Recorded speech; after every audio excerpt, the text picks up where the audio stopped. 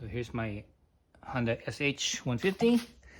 So I need to change the tires. So I need to remove the wheels. I'm gonna do the front wheel first and the back wheel. The front wheel actually still has a decent amount of tread life left, but the back wheel is pretty much done. So I'm gonna change them both because I have both sets. I might as well just do it that way, just to test out the tires, and I want them to wear more evenly. So anyways, so obviously on the center stand, I'm gonna take off the back wheel, see how well balanced it is. If it's very well balanced, when you remove the weight of the front wheel, the back should just tilt downwards, and the front will lift up, and you don't have to support the front. If it's not that balanced, where the center stand is, if it's not that balanced, then that means I need to have to jack the right. I have to support it from right underneath this area right here, where the floorboard is, or I could add some weight, put some heavy stuff on the in the trunk here in the back seat, and that way that will also help teeter-totter the front up. So this bolt here is 19 millimeter. The nut, I should say, nut is 19 millimeter. On the other side is a 14 millimeter. So 14 millimeter and 19 millimeter. All right.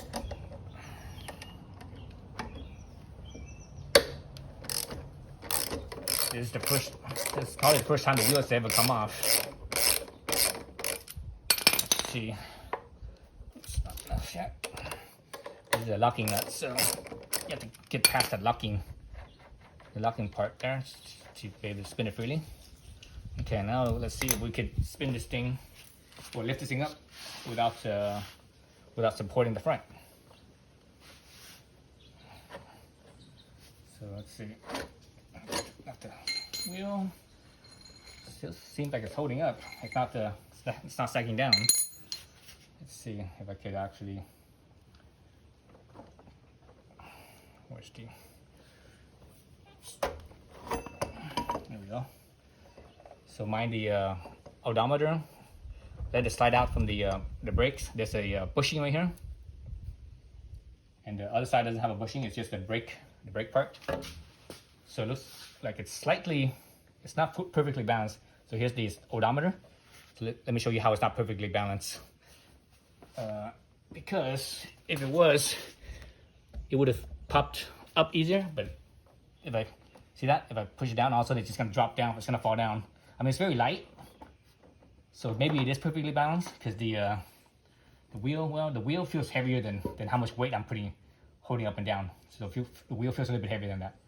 So yeah, so I don't think the center stand is perfectly balanced where Honda positioned it. So what I'm gonna do for safety, so that way my front end doesn't just drop down, is I'm actually gonna put some weight in the back, in the trunk. Put some weight in the trunk and the back seat, and that should be enough to keep it so the way if I don't bump the bike and it doesn't just drop down in the front. If I want it to be really safe, I would put something support under the floorboard, but hopefully I don't bump it. Yep. And if I do, I think it's light enough where I could catch it and it's not gonna fall down and fall over. And that's it. That's how you take off the front wheel. Okay, so front wheel still off. I put it 2 45-pound barbell weights on here. 45 pounds is 20.4 kilograms. So I got 2 of them. I had one, and one was actually okay, but 2 is really stable with 2. Let me show you. So that's basically 90 pounds. 90 pounds is like a kid or like a petite woman, right? So I'm gonna push down. So I actually have to put a pretty good amount of weight to be able to teeter-totter it. So I'm pretty much very safe. Okay, so I'm just doing it the lazy way. I do have a jack that I could put right here, but I don't want to take the jack out. Like I said, I'm lazy. All right, so I'm gonna put the front wheel back on. So I already prepped my calipers and wiped everything, cleaned everything. So straighten out the steer tube. Make sure the forks straighten out. The brake pads, if your brake pads are closed in, you want to spread them out. hopefully when you took them out, you didn't touch the brake levers. If you did, the brake levers would have, if you squeeze the brake lever, it would have closed the brake pads. So that's a bad thing. So if you didn't touch anything, the brake pads should stay open and the rotor should slide right between the brake pads, right in there. I wiped down the speedometer cable, right? I wiped down the interface over here as well. So this side goes in like so, and you have your wheel spacer right here, like so. All right, straighten this out. Start to bring this in.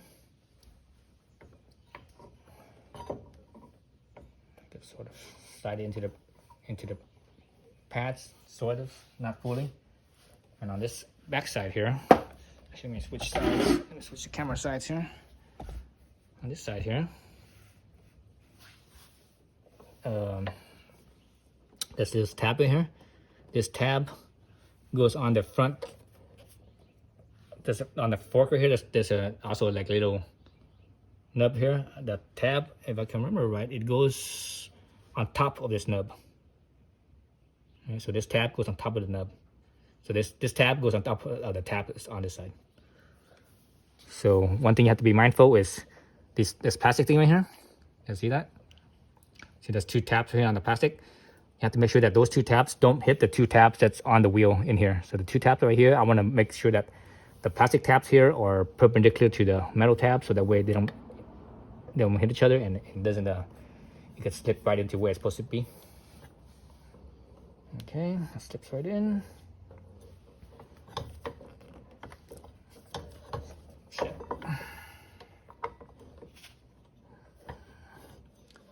Do this, be mindful of your rotors on your calipers, on your brakes. I'm gonna have to lift this up a little bit and see my tab on top of the tab that's on the fork, like so. Okay, I'm in there mostly, I think. Oh shoot, let me put this in right here so that way this end could fit in nicely before I do the other end. So, okay, slide that in. All right, let's switch sides. This side here, obviously that's not lined up properly yet. Make sure your rotor is in the caliper properly, in the brake pads properly. This should almost slide in. Make sure that it's just lined up between the spacer and the hole right here, the fork hole. Once that goes in properly, the axle will just slide right in. So I like to support the wheel from bottom with my feet. I do this. Let's see, where's this thing not lining up? Sometimes you just gotta look down in here and see where you're at. Okay, so it's too far back. There it goes. That's it. You're in. And the caliper looks good. All you do is put the nut back on. Let's see, what is the torque on this thing? I think the torque on this thing is it 45 foot-pounds, or I can't remember if it's 45 or 60, somewhere in that range. I think it's at least 45 foot-pounds on here. Almost never on the wheels. I almost never use a torque wrench. I always just do it by feel. So I'm gonna do that here. I'm gonna do it by feel.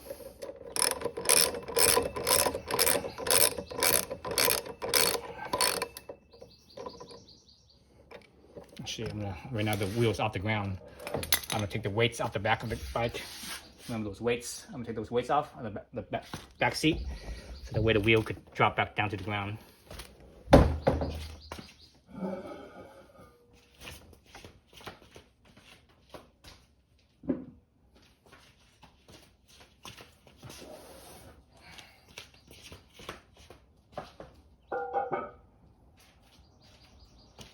Alright, so I think the weight just dropped back onto the ground on the front, so it stays still. Yeah, it stays still there. So now I can tighten this up.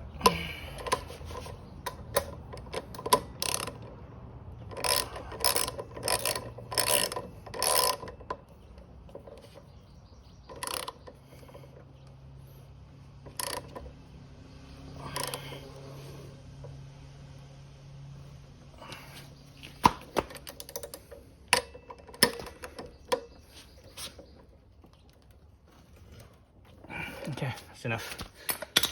All right, so that's how you put the wheels back on. Now you just squeeze the brakes, and the brakes gonna, the initial squeeze, you're like, oh, there's nothing there because the brake pads are actually spread out. At least I spread out the brake pads. That's 1 squeeze, nothing. 2 squeeze, nothing. 3 squeeze, nothing. 4th squeeze, nothing. 5th squeeze, oh, it almost bottomed out, but then it caught at the bottom. So the 6th squeeze will back to normal. Yep, 6 squeezes, back to normal. Okay, so that's it for removing and installing the wheel. Thanks for watching.